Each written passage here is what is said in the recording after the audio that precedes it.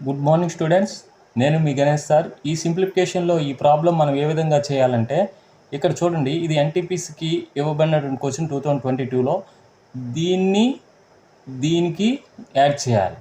ఇప్పుడు ఈ రెండిటికి ఇదొక ఫ్రాక్షన్ అనుకుందాం. ఈ ఫ్రాక్షన్స్లో డినామినేటర్లో చూడండి, ఈ రెండు మల్టిప్లై చేస్తే మనకి ఒక రేషనలైజేషన్ రావడం జరుగుతుంది. ముందు ఈ రెండింటికి ఎల్సిఎం ఏమవుతుంది? 3 + √5 - 3 - √5 అవుతుంది.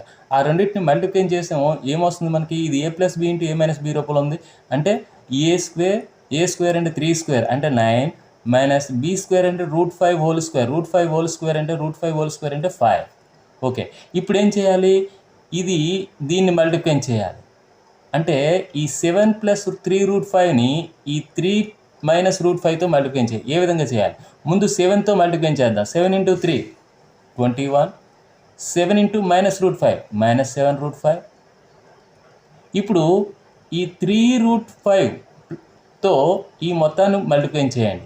అప్పుడు 3 × 3 3 3 9 9√5 +9√5.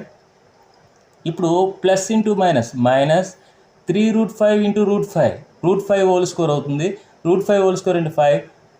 3 5 15. ఇప్పుడు ఈ రెండు మల్టిప్లై చేయండి.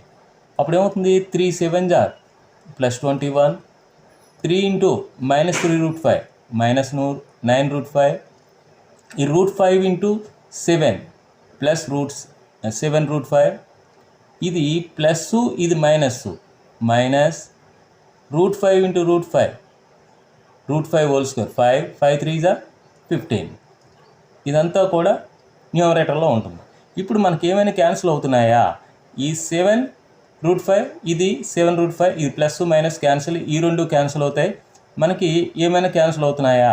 ఇక్కడ చూడండి, 21 యాడ్ చేస్తే 42. ఈ -15 యాడ్ చేస్తే -30/4. దట్ ఈక్వల్ టు 9లో 5 పోతే 4 అనమాట. ఈ రెండు సబ్ట్రాక్షన్ చేసినట్టయితే 12/4 అంటే 4 3s అనమాట. అంటే 3 ఆన్సర్ అవుతుంది.